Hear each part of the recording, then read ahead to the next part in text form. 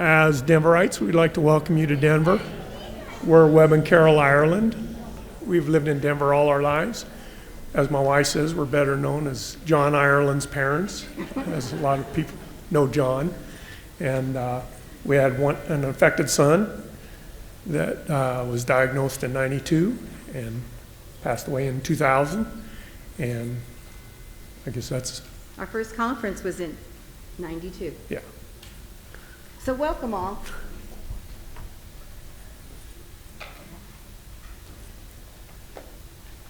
Good morning. I'm Chris Maynard. My other half is at the airport picking up whom you probably know better, Cody Maynard, because our kids who we identify as. Cody has been very involved in the Sibs program as our middle son, Jaron. Our oldest was affected with juvenile battens, and he passed in 2013. We are not natives, but we love Colorado, so we've kind of chosen to hang out here for a good many years. We really do hope that you enjoy your time in Colorado. We want to remind you that the altitude will kick you in the backside if you don't watch out for it, so drink your water. Enjoy your time. We apologize for the heat. It won't stay long, but maybe longer than y'all are here. And I would just, from my heart, like to encourage us each to, as we're sitting through the sessions with people that we may know, we may not know, that we remember to approach each other with kindness and maybe some grace, because we all travel this journey the best we can, and we all have to figure that out for ourselves. And while this networking is the best thing in the world for all of us, it's sometimes hard to hear differences. So I just encourage us all to remember kindness and have a good time.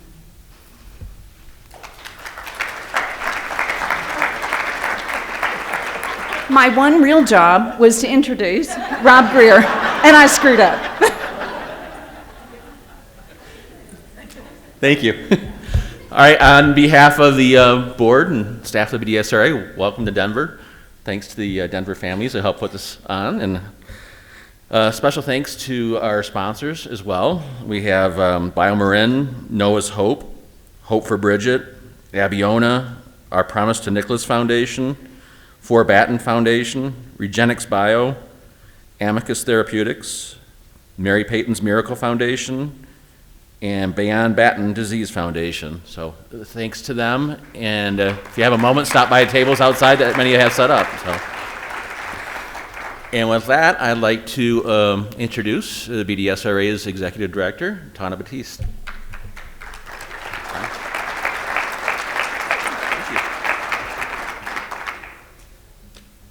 Well, good morning, everyone. I'm going to get my timer started because I can be lengthy.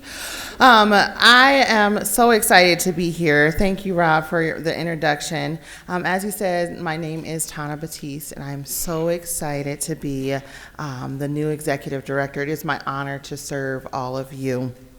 I just want to take a moment to take you all in. I've been working for the last 2 months, officially tomorrow, and I've heard so many of your names, so many of your stories, and it is a delight to see you in person and to be able to meet you and give you a hug. So I'm so excited that we're all here. I want to say that I'm here in service to you. So you are my new 450 present best friends, and I want to know more about you. If you have or have not seen my resume, I come to you with a lot of experience in nonprofit operations. I've worked in this field for a number of years, as well as I spent the last several years working in the rare disease space. So while I'm still learning the Batten story and the experience, I have experienced working in rare disease and kind of navigating those relationships and processes.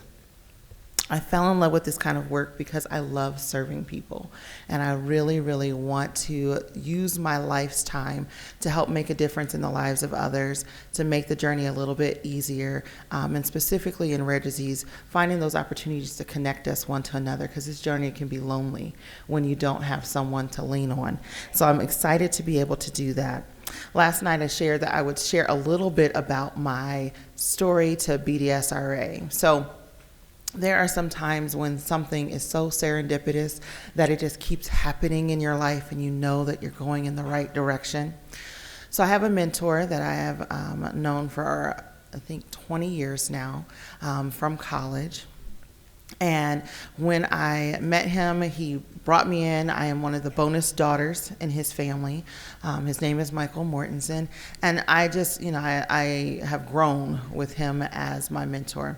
Well, they adopted a son from Ethiopia, and Jonathan started to have some challenges. And I remember we had this discussion about Jonathan was having some challenges, having some regression, and they went through the process, so many of you all, of trying to find a diagnosis. And it took a couple years. But when they did, I remember the day he came and told me that he had Batten disease. And we were sitting in Columbus, and he said, and there's an organization here that supports families that are experiencing Batten disease. And I was like, of all the places in the world, how crazy is that? And so that was that. And, and we walked Jonathan's journey out, and he passed 3 years ago. And I, did the whole thing. I knew again. We talked a little bit about BDSRA, and that was that. Well, then I went into working in rare disease, and I had a staff member at the time who had bought a house, and she came into the office one day and said, "You're not going to believe this, but my next door neighbor works for the Batten Disease Association." And I was like, that is crazy. So Noreen is next door neighbors. I've now managed half a block. So Noreen is next door neighbors with my former staff member. And that was the next piece. And I was like, oh, this is, I should definitely check them out. And I did. And I remember what she said at the time. She's like, yeah, she says her boss travels all the time. It's like, well, that sounds like fun for her. And that was that. Fast forward 3 more years, Margie departs. I see the posting. And I thought, BDSRA is hiring a new executive director. Well, I wish them well. That's good. Good luck to that person that they're going to get.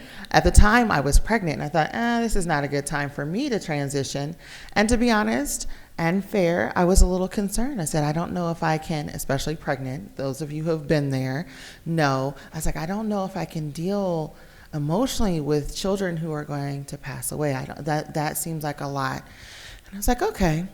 And then from there on out, about once a month, I'd go into LinkedIn and BDSR would pop up, and I'm like, gosh, they're still looking for someone.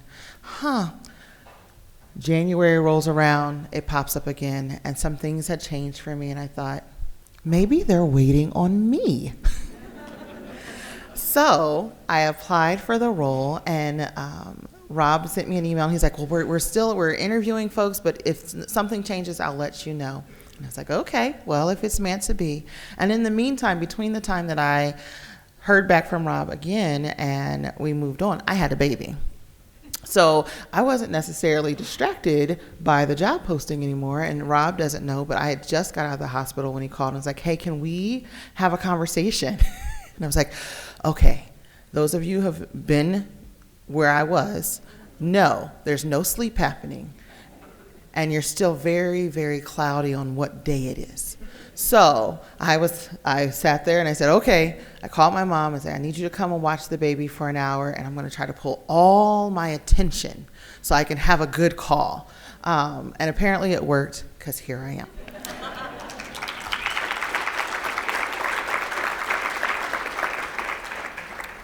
So as I shared, I am looking forward to getting to know all of you over the next course of this conference. I want you to take the moments that you see me in the elevator. There's been several people who have taken me up on it, have introduced themselves to me in the halls, on the elevator.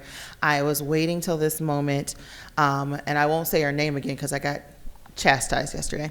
But one of my staff members thought it was hilarious that I bought a selfie stick because I want to make sure that I'm taking pictures with you guys. I want to remember my first conference for years to come. This is a piece that's going to go into my office. So when you see me, make sure you take a picture with me. I have my selfie stick ready to go. I want to thank everyone who has reached out in the process to help this transition be easier. This is one of the most fantastic communities that I have ever worked with. You all have been so welcoming, so helpful. I also appreciate that no one realized I still have Margie's old number, so the phone has been quiet. I'm sure that's going to change now, but I've been looking forward to this. I want to also thank my husband. So you'll see my husband with our two littles. So I have a 5-month-old and a 5-year-old. You'll see him around. He'll be down for meals, and some of you have already met him. Yesterday he came and he's like, I've met more of your families than you have, because I was with the board all day. But when you see them, please feel free to welcome them into the fold as well. My son, Alex, who is the 5-year-old, has never met a stranger. So some of you have already had the opportunity to meet him. I'm grooming him up into some public service role. I don't know what it is. So I do want to thank him, because I could not do what I do without his support of making sure that our boys are good and that I'm well supported and somewhat well rested. So there's that. I also want to take this opportunity to thank all of the Colorado families who volunteered their time and worked to assist us in putting together this year's conference. I'm going to name them: Sherry Hubry, Kat Wasabi, Chris and Joel Maynard, Webb and Carol Ireland, and Stacy and Jay Hiltman. Can you join me in just giving them a round of applause?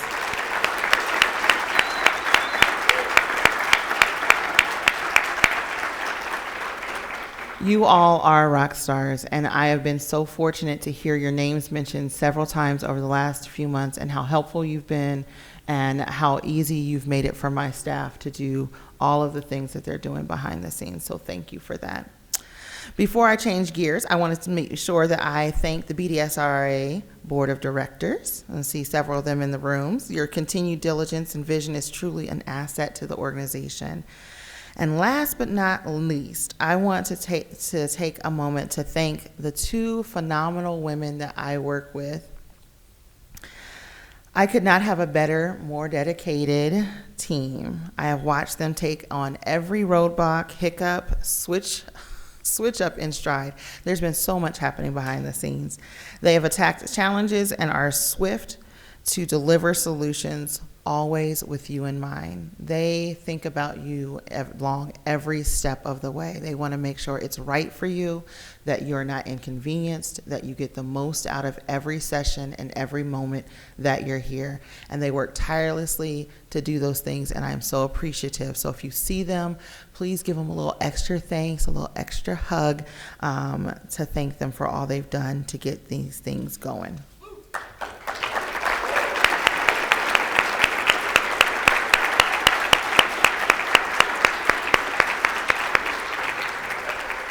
So I'm getting to the end of all my things. I want to recognize a final group this morning, and that is the Sibs Program. So having worked in rare disease and also in youth programming, I can tell you that this program is so unique and so awesome in this space. There is not a lot of the same consideration when you go other places.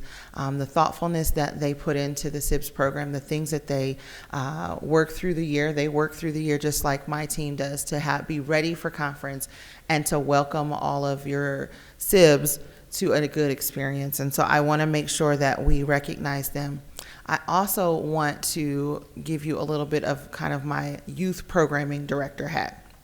I'll pull that one out. When you go to the Sibs program, we just have to have a little shift in thought that this is like going to camp. So when you drop your kids off at camp, they have to stay at camp. Kind of the same deal with Sibs program. It's not that, so when you drop them off, that's where we've accounted for them and we know those numbers are. So if there's an emergency, that's where we're looking for them. If there's a session or a time they need to step away, just like we tell all of you, that's fine, but it has to be with their parent. Because if there's an issue, I need to know that they're with someone who's responsible for them. I would hate for us to have an incident where something happened that could have been avoided if we had our kids with our parents. So either they're in the Sibs, if you signed them up, they're in the Sibs program. If they're not there, they're with you. That kind of means the pool, the lobbies, those things. So what you will also get from me, because I do have this youth director hat on for the rest of the weekend, is that if I find your kids somewhere else, I'm going to bring them to you. So Just like, when you get the little kid call when you have them in childcare and they're like, oh, not our number. You don't want to see me with your kids. All right, so there's that. So to also add to that, we have Maria and Christian who want to come up and share a little bit more about the Sibs program from a Sibs perspective.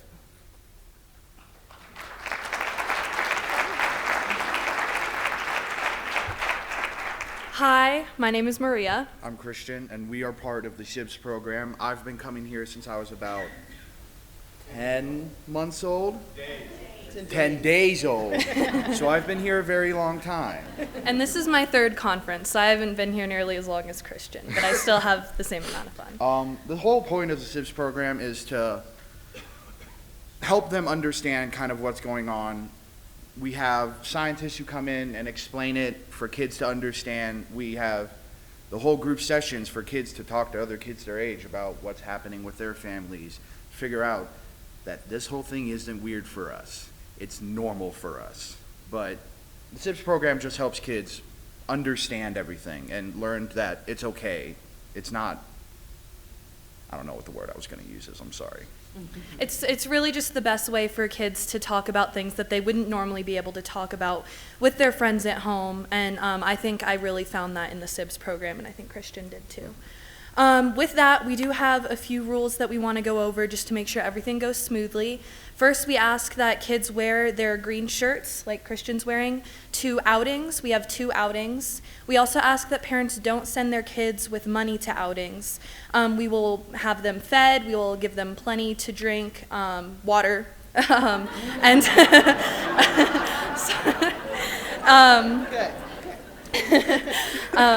Christian, you want to take this? Oh, yeah. Sessions. We also ask, I'm sorry, I completely forgot what I had to say. I'm really good at this public speaking thing. We ask that you, as parents and Sibs, encourage them to go to the sessions. Sessions are, it's a very deep thing, but it's always important to go to because it just helps throughout the entire process. It's just an important thing to go to, and we ask you to encourage your kids to go to them. And for the Sibs, we encourage everybody to talk, but if you really don't feel comfortable talking, we're not going to force you. So as long as you're there, that's really all we can ask. With that, we do ask that the Sibs leave with us. We're going to go start our sessions. So if all the Sibs can stand up and head out this way.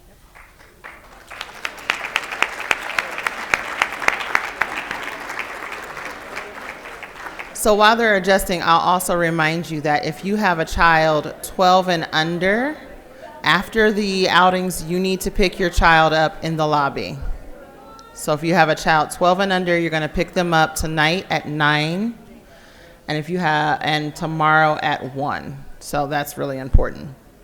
All right, so last housekeeping notes, and then I am turning it over. So as you know, Text to Give is live. So you may have seen these little forms throughout. Today we are focusing on the memorial. So I don't know if you had a chance to go to the memorial dedication this morning, but the new memorial is amazing. It is going to continue to grow in your capabilities with it. It's beautiful, it is well thought out, and it is costly. So if you throughout the day, we'll see this, you can grab one of these in the memorial room, you can grab it at one of your meals, but if you would consider making a gift towards the new memorial, what it's going to do is going to help us to manage that far into the future. It will continue to grow and adjust. There'll be some more detailed things that you can do within the year. You'll be able to manage your own child's memorial content, which is really, really exciting. So if you haven't had a chance to go see it, take a chance or take some time to go up and visit. Okay, come on over. Okay. So actually that's a perfect segue. I'm to adjustments. So on your schedule, there is a board update tomorrow. That board update's room has been changed to Aspen. We'll have someone up there directing just in case. But tomorrow we're in Aspen from 4 to 5. And then also the SIB parent panel. We had a typo. So the SIB parent panel is 3 to 5 for those of you who are planning to attend that. Okay? Come on, sir. Hi, if you don't know me, I'm Addie. I'm one of the SIB leaders. And just to make sure everybody knows, we are not going to have your kids until 9 o'clock tonight. You do need to come pick them up for lunch. So when it is lunchtime, make sure that if your kids are under 13 or 13 and older, if you want to come get them, you're more than welcome to, that you come get your kids and bring them to lunch, because all the adult SIBs also need to go eat, because we will be having your kids at an amazing outing this evening, which they will be wearing their green shirts for, so we can find them later. So with that being said, everybody have a nice conference. Thank you.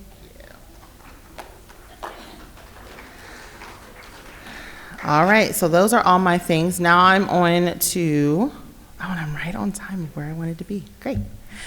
All right, so I have the distinct pleasure of introducing our next speaker, Derek Weaver.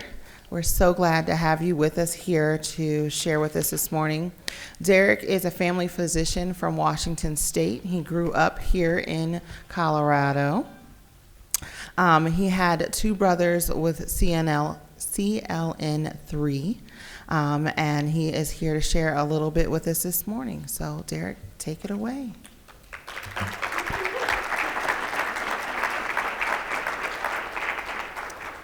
Okay, everybody ready to go? Yeah. Sounds good. Always extra announcements. So it's a bummer that the Sibs left, because I had kind of a clever story about my first Sibs experience, which was in Minnesota sometime in the 90s. I was probably about 16 years old, and I fell in love with one of the other Sibs. My dad reminded me that that probably was not the best gene pool to be looking for future spouses. So my love quickly dissolved into nothing. So I do remember her name. I will not say it from up here, but she was beautiful. Not as beautiful as my wife, though, who also knew me when I was 16 years old, by the way. So I had mixed emotions about being here today, and as I sat down and listened to Tana and the announcements and things, and kind of looked around and felt where I was, it all went away. I feel at home. If anybody's going to understand me, it's going to be you. So, and the Sibs, and that's okay. They're gone. They don't care anyway. So I wanted to just to put that out there from the beginning. I am kind of a baby. I cry a lot. I'm glad that my brother, my oldest brother, he's the oldest in my family, he dressed up for the occasion and wore his pajamas. So if he needs to get up and go to surgery sometime during my talk, I won't be offended. In fact, I'd probably welcome it, but he lives here in Denver. As you can see, from the lump in my throat, I am still grieving. And I'll kind of go through why. My name is Dr. Derek Weaver. I'm the brother of two Baton warriors. My older brother Tyson, who, I have a pointer here, who is this fella right here, and I'm this handsome little devil right there. And then this is another little picture of my little brother Timmy. So this is Tyson, this is Timmy, and that's me. So Tyson Morgan Weaver and Timothy James Weaver. I'm the proud son of Fred and Nori Weaver, who are here today in the audience. I'm the fourth child in a family of 6 children, 5 boys and 1 brave sister. Let's see. Maybe it's not going to go forward now. There we go. So there's my sister Cammie. There's Adam. He's up here in the front in his pajamas. This is Tim again. This is me. This is Tyson wrestling me, and then you'll understand after my story why. And then the baby of the family is Dan, and then there's Nori and Fred. And they haven't aged a day. Of the 6 of us, 2 boys were affected with CLN3. Of the 4 unaffected children, I'm the only one who does not carry the gene. I was only 3 years old when my brother Tyson, the 3rd in the family, started showing signs of Batten disease. And this is Tyson, you can see. by his eyes. That was about that time. He began to have significant vision loss at the age of 6 and was not diagnosed until he was nearly 11 years old with Batten disease. It was after he had his first big tonic-clonic seizure in church that my parents realized that the issues that Tyson was dealing with were more than just his vision. I witnessed this first seizure in church, and I distinctly remember hearing my Sunday school teachers frantically saying, "He's going to swallow his tongue." I watched him convulsing dramatically on the floor during primary while the adults in the room panicked. And then they called the ambulance. This was in the days before NCL or CLN, NCL, Battens. We all know that there's 100 different ways to say it, so if I misspeak, I'm sorry. This was before it was identified on the human genome and was able to be definitively diagnosed by genetic testing. For 6 years, my parents visited doctor after doctor in St. Louis, Missouri to try to find an explanation for their son's blindness and seizures. After several misdiagnoses, Tyson was finally diagnosed with Batten disease by a new pediatric neurologist named Dr. John Montavani. As you parents now very well know, once the diagnosis was made, the real challenge began. You probably felt like you just needed to understand what is going on with your child, and then you could sleep better at night and make some progress. That was until you were told, as were my parents, that there is no known cure, and that your child would succumb early in life to this disease. To add fuel to the fire of sorrow, my younger brother Timmy, the 5th child with the adorable cheeks and a bulging little belly, was diagnosed only 8 months later at the age of 6. Timmy's the monkey there. And there's Tyson and me. The two T-boys, as we like to call them, were very similar in many ways, both with deep brown eyes and dark brown hair. They were also very different from each other. Tyson was aggressive and angry. Timmy was tender and tearful. My grief-stricken parents had to learn that that year that 2 of their precious children would battle this disease for the rest of their lives. I only vaguely remember those days when I would catch my wonderful and devoted mother crying while folding laundry, or to see my strong and vibrant father's shoulders sunken down and filled with grief. I could sense the feeling of helplessness in them at first, and I remember trying to understand how I might ease their burden in some way. This feeling in the house did not stick around for very long, however.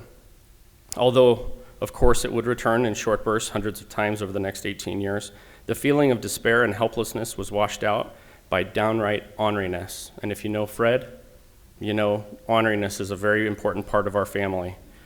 Humor as well, and grit. My parents didn't allow this new reality of Batten disease to slow their family down. Who says a blind child can't hold a pocket knife and whittle a freshly cut sapling, or ride his bike all over the neighborhood, or be pulled behind a boat in an inner tube, or wrestle able-bodied boys? I'll tell you now that Tyson's disability did not keep him from grabbing you by the head and arm, flipping you on your back, and pinning your shoulders to the ground. Anyone who knew Tyson knew that his blindness did not keep him from pulverizing you on a wrestling mat. The mantra in my family was outlined in the phrase, "Weavers never say can't." There was no excuse for myself or for my affected brothers to let their limitations limit them. That attitude was best outlined by one of my favorite tales of my brother Tyson, who would perch at the top of the hill in front of our house in St. Louis on his big wheel and shout to me, his little brother and proxy pair of eyes, "Deke, are you ready?" I would shout back, "On your mark, get set, go." He would burn plastic, pumping those little legs as fast as he could, holding his steering wheel straight ahead and shouting back to me every few seconds, "Now?" "Not yet, Tice, not yet," I would reply, until at the precise moment I would shout at the top of my lungs, "Turn, turn, turn." Tyson would crank his handlebars to the right, and without even flinching, he would run head first, without a helmet, mind you, directly into the garage, right where he had crashed dozens of times. There was a little black dent in the garage door from the big wheel tire. Tyson would jump up and laugh his head off. No tears, no pain. even when he had blood dripping down his forehead. We eventually lost count of the times Tyson had to get stitches to fix some accident. We called little Timmy Tim Bob because he loved to ride in the tube behind our boat and yell, "Faster, faster." There was nothing we were afraid of, therefore, and we were not afraid of Batten disease either. Timmy was a lover boy. He was as sweet as it gets and had a knack for luring young female classmates to be his aide. He had a smile a mile wide and was very sensitive. It was very important to Tim to make sure that everyone knew that he was an individual and that he was different from Tyson. I heard my father's words, "Anytime you think you've got it bad, but guess what? Someone has it worse. So don't feel bad for yourself." That became the theme for me and my family. In addition to feeling a sense of duty to ease my parents' burden, I also realized that I was going to honor my brothers by being the very best at everything that I tried. I chose to become a physician for many reasons, but a major motivating factor was because I witnessed my own doctor, Dr. Jim McGuiness, listening to my mother's pleading for help to solve the issues that Batten disease brought to us on a regular basis. My hand's not shaking, that was an optical illusion. He had never even,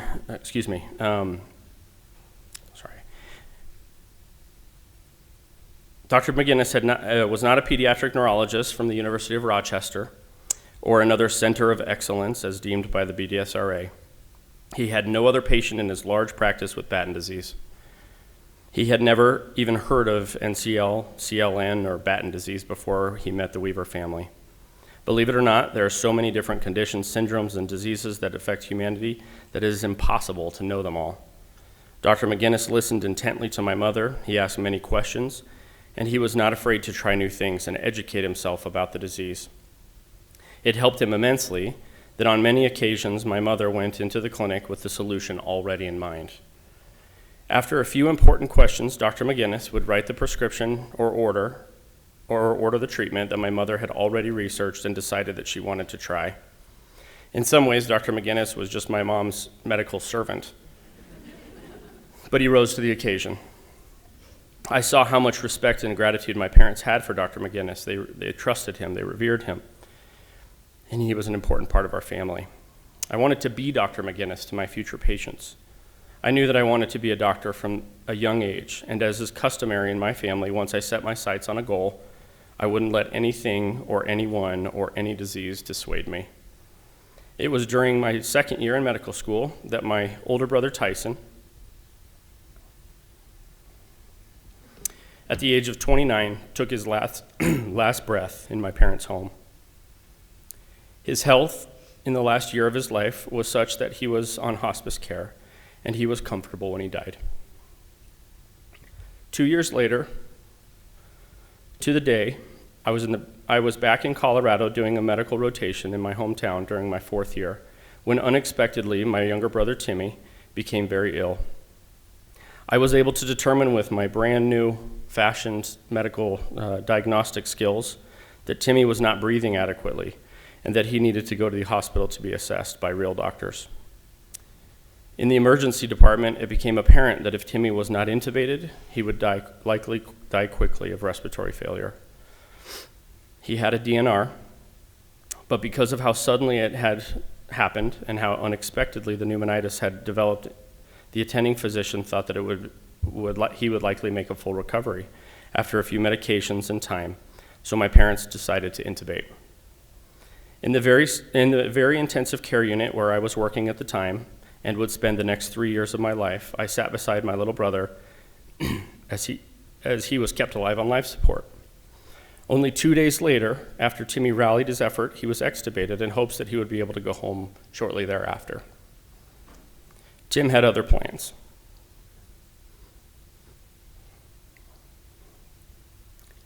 And only a few hours after the breathing tube was removed, he took his last breath. It was almost as if my brothers had planned the whole darn thing. In fact, that's kind of a commonly known thing in my family. They knew what they were doing. Tyson gave Timmy 2 years, and then it was time.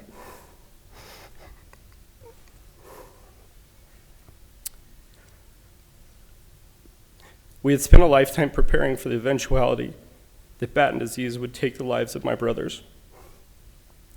But I found that I was not really prepared. My parents, my family endured, and I endured, and time passed. But the sense of loss never fades. After graduating medical school in Michigan, I moved back to my hometown in northern Colorado so that I could do my residency in the same hospital where Timmy died, with one of my attending physicians as none other than Dr. Jim McGuiness. I got to be trained by my role model and was honored to be a student. As a physician, I thought that there might be a chance that I would have to care for a patient with Batten disease. I was afraid that I might be the one who had to deliver the news. But I chose to live in a small farming community in rural Washington state so the chances that would happen became even more narrow. I didn't move there because of that, but it became more narrow. My parents met a young grieving mother in 2011 at the BDSRA conference, whose beautiful oldest daughter had recently been diagnosed. It just so happened that she lived in the neighboring rural Washington community. I was honored when I was approached by this wonderful woman and asked to be her daughter's doctor. I now have a sweet 17-year-old young lady that I get to serve. I just saw her last week. I have had to learn by experience and failure how to meet the needs of this young lady, her mother, and her sister, who are both here. I've had the chance to meet with a team of educators to try to come up with a plan that would allow my patient the ability to stay in high school and participate as actively as possible without sticking her in a resource room all day. And it's not working. I've had to explain to emergency physicians and surgeons and pediatricians what Batten disease is and how it affects the care of my patient. And I run into the same roadblocks that you all do with all of your doctors. I've had the honor to go to the home and meet in the emergency department when my patient needs me the most. So, enough of that. My experience with neuronal ceroid lipofuscinosis has now gone from being the sibling of 2 affected brothers to the personal physician of a beautiful young woman, and I am therefore in a unique position to act as a resource to you all in your struggles with Batten disease. So what I'd like to do, now that my story is over, is actually, I'll go through some objectives. I have some things that I can say. I really don't have as much of an agenda. We can do questions if we want to, right, Tana? Is that okay? It's a small enough room. But if you have a question or a concern or something you'd like to add, I welcome it. I like the discussion. One of my objectives today is to identify survival strategies for parents. Now, of course, I'm not a parent, but I'm a pretty good observer, and I've observed my parents for many years. Identify practical strategies of survival. Identify strategies for helping unaffected children to survive. And I promise I won't go late either, by the way. Identify strategies for collaborating with your doctor, which probably is the most pertinent. So first of all, principles of survival for parents. Accept that Batten disease will define you, but don't let it ruin you.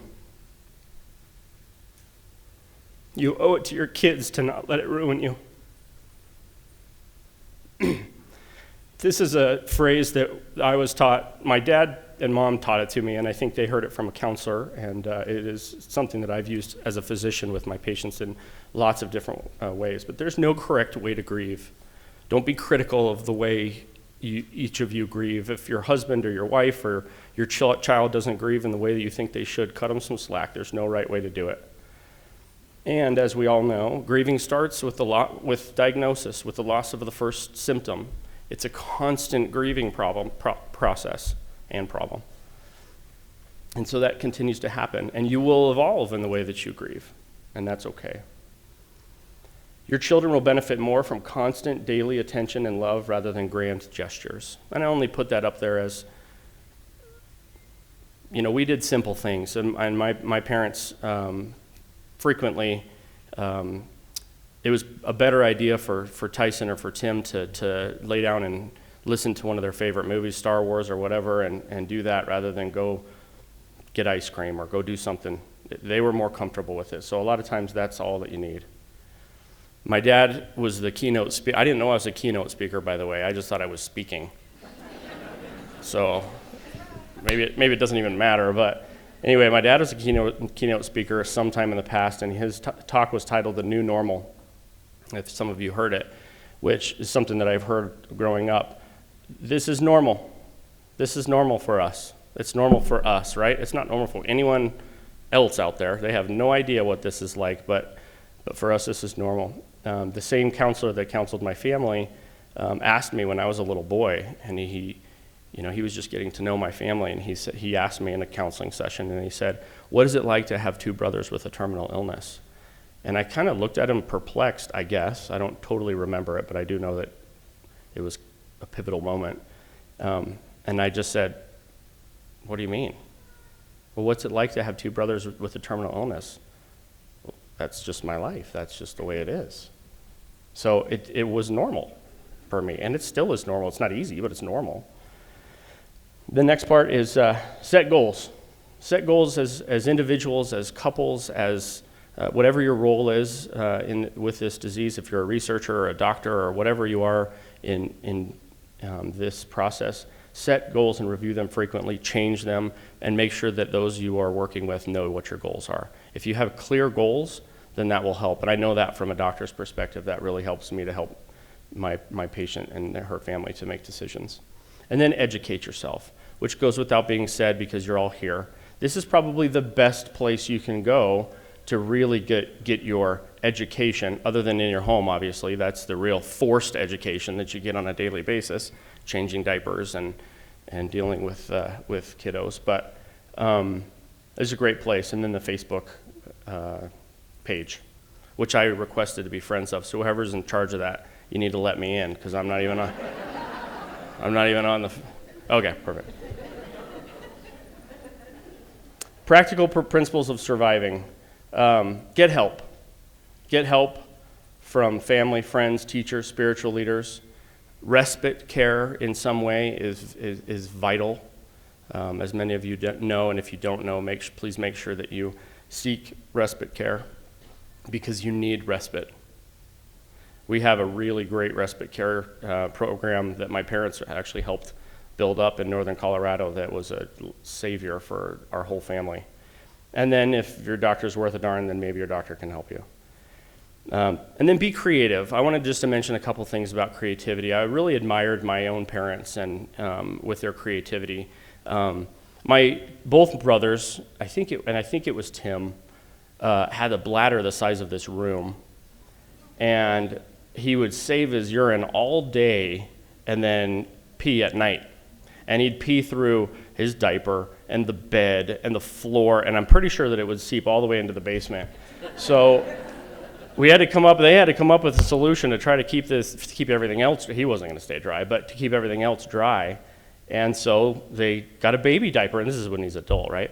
They got a baby diaper and put a baby diaper in his adult diaper, and sure enough, he didn't pee through, the earth that the house was founded on. So, which helped.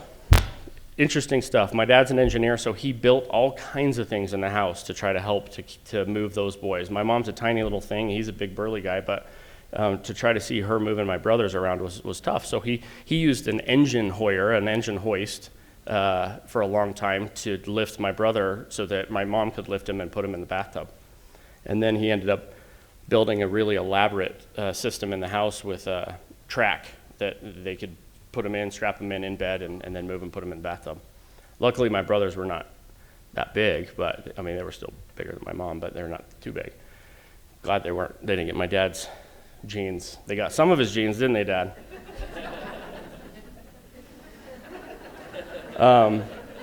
And then obviously the other things that we have to deal with are vision issues. Be creative with that. I was my brother's seeing eye dog for much of my life. Seizures, dealing with seizures and dealing with how to deal with seizures with others who don't know what seizures look at. I always get a kick out of it when I have patients or parents who have children with seizure disorders or adults with seizure disorders, and they come in and seizures freak them out, right? Just freak them out, and they may still freak you out. I will say, and this may be a terrible thing, they didn't freak me out at all. I mean, there were days that we saw 5, 6, 7 seizures. Pretty soon it doesn't bother you a whole lot. And I will admit, sometimes I would even make my little brother have drop seizures by making him laugh, and it was kind of hilarious.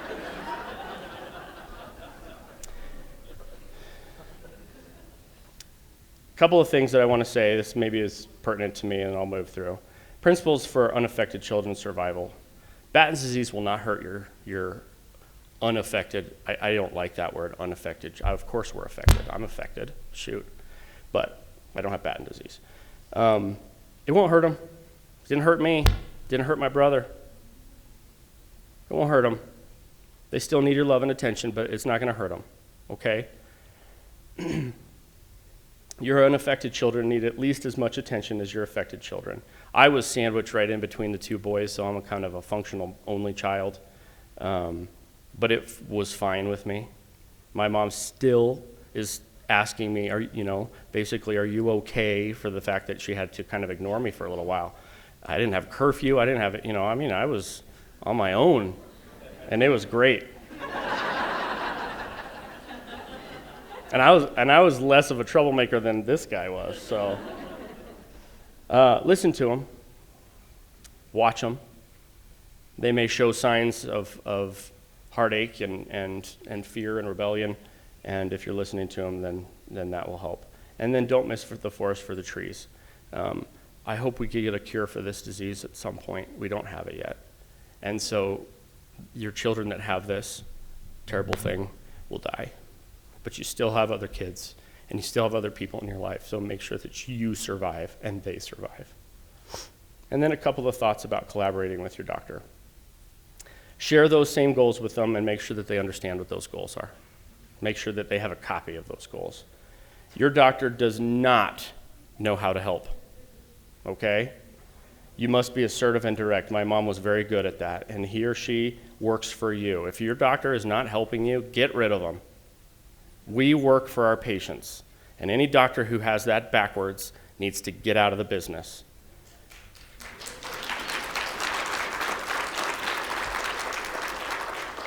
My poor patient doesn't have a lot of options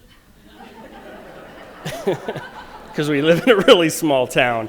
People say to me all the time, Dr. Weaver is such a great doctor, and I'm like, nope, I'm just the only one that's around. So make sure that your physician is qualified. I do recommend that you see a physician, a board-certified physician.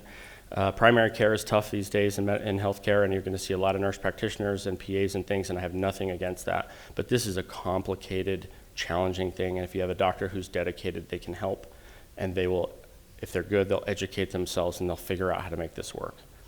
And I just put a little smiley face. Nobody's really qualified for this. I'm certainly not qualified for it. I do the best I can. Even your neurologists are not totally qualified for this. And then make sure that every prescription or therapy that you have, you weigh the cost and benefit, okay? It would be wonderful for your children to have no seizures at all. And some of you may actually achieve that on occasion.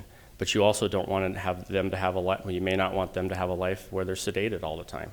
And sometimes you have to decide, seizures or sedation. And so make sure every therapy you ask that. And then alternative therapies.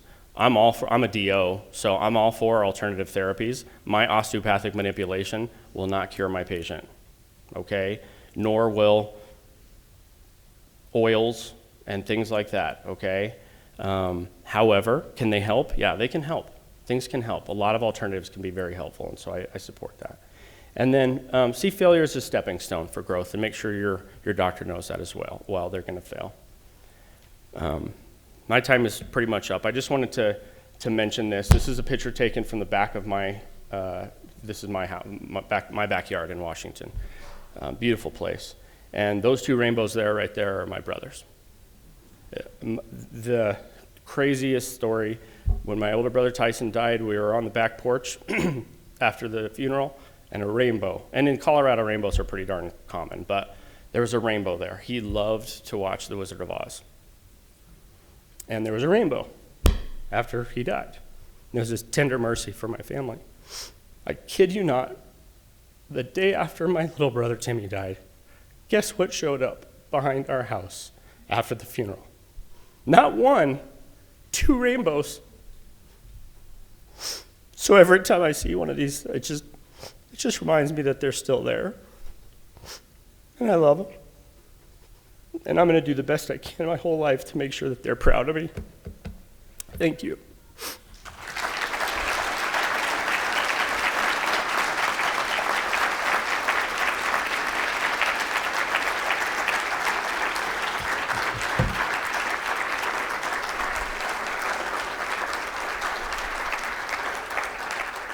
Thank you, Derek. And that's what this is all about, is being able to share our stories and come together and experience this together.